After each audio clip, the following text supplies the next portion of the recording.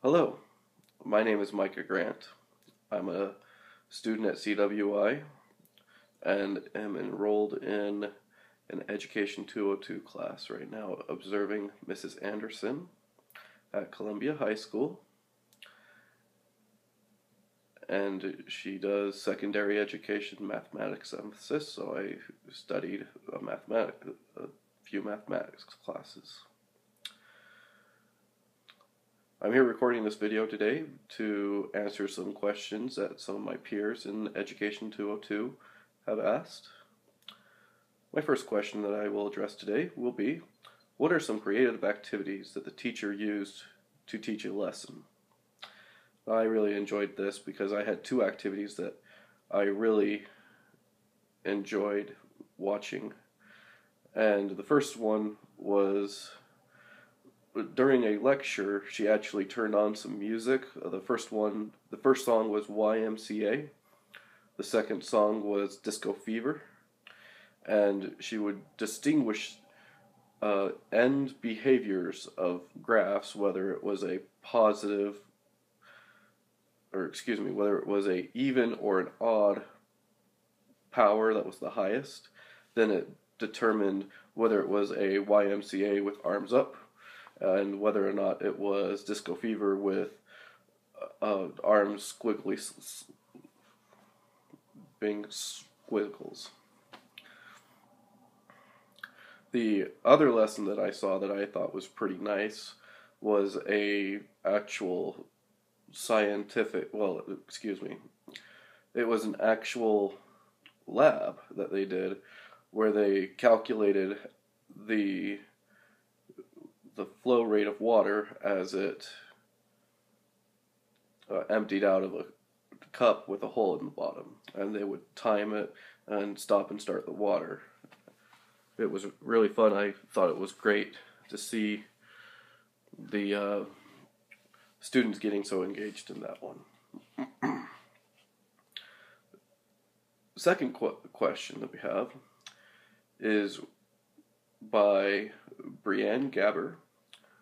She asked, were there times that the classroom felt out of control? And how did the teacher get the class to stop and follow directions? Yeah, that was an interesting one too.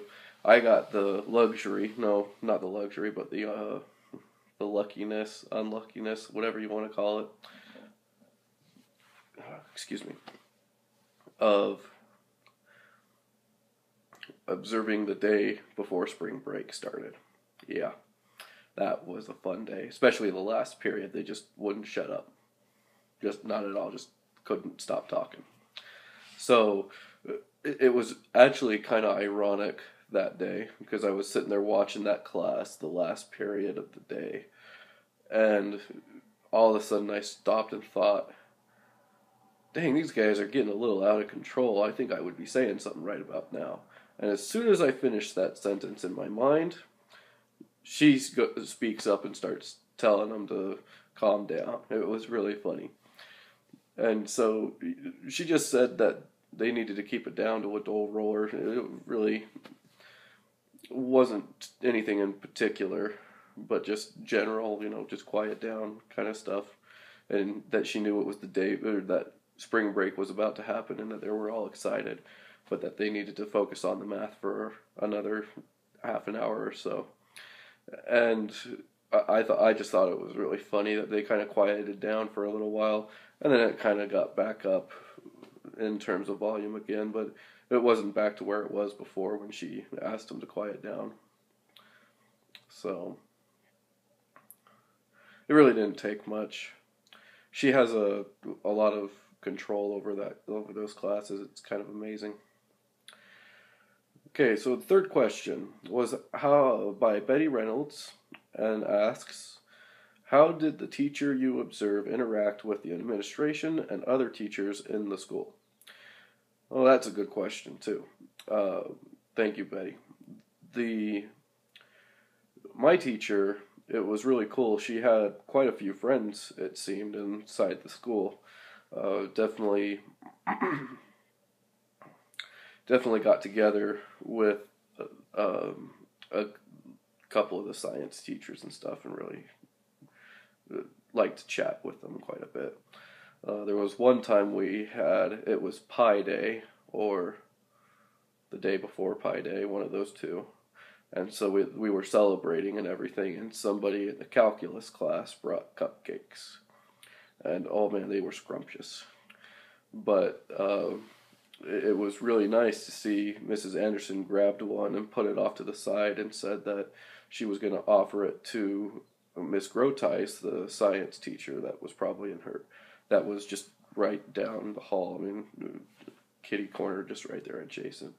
And she said that Miss Grotice had offered her something before, and that she was going to pay her back. It was really nice, and so that was good. Also, when any administration came to talk to her, she was really nice about it. She also made sure that none of the students or even myself overheard what was being discussed. And so because sometimes that is stuff that you don't want to be talking about in front of other people.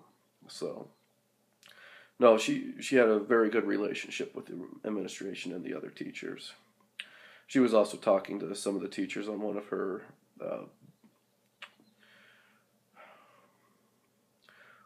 prep periods. Was just out there talking with them and just chit-chatting. It was really nice to be in there with that as well. So, yeah, no, she has a very strong relationship with all the members of the faculty. Question 4 was done by Alex Dell, or was asked by Alex Dell, and states, how important do you think it is to set a good example in the classroom? Alex, I think it's extremely important that you set a fantastic example inside the classroom. You're next up in line next to the parents of the students for as being a role model to them. And so the students really look up to teachers a lot, even in the younger ages too. They see us almost as much as they see their parents. So that's kind of a big thing, and in my opinion, to say, hey, look, they're going through and trying to learn the things of life, and we're there to help guide them and to help show them how to participate in social events and other activities and such. And sometimes the parents aren't as strong influences as they should be, which would kind of kick us up to number 1. That's kind of an important thing, to be the best role model that you can be. Question number 5 was from Eric Davis. What type of classroom management did your teacher use, and did it work? That's a great question as well, Eric.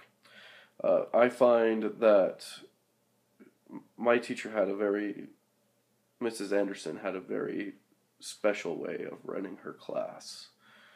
She would take the classroom and divide the desks up into sets of 4, and they were arranged in a way that you had to face the 3 other students in that set of desks. And so what she did is she had the kids randomly assigned by drawing cards, and having the cards already assigned by the desks. And excuse me. And so it was a very interesting classroom environment. It wasn't the standard secondary education classroom environment that you would expect to see. It wasn't in rows, it was all in sets, and it was amazing. She also let them get up and walk around a lot. They would even go to some of their friends and discuss the math with their friends and everything. And this management style really worked for her. for Mrs. Anderson. She did great with that. Because it promoted a lot of classroom engagement and also a lot of student engagement, not just between the students and Mrs. Anderson, but also between the different students. And sometimes you had to sit with somebody that you didn't like, but you still had to talk to them because you had to face them for an hour and a half.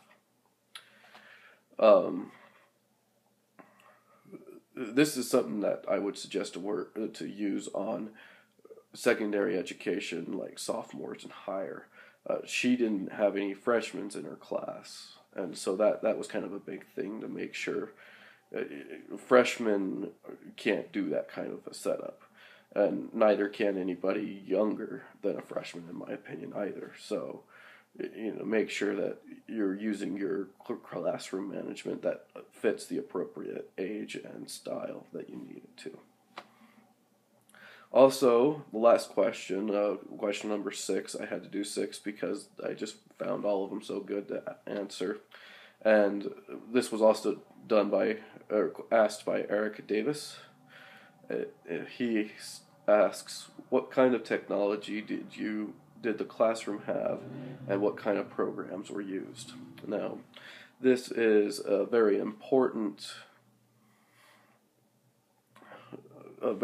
question, because I felt that the technology that she had now compared to when I was actually in her class as a student, say 5 years ago, I think it was, completely different. It's totally out there.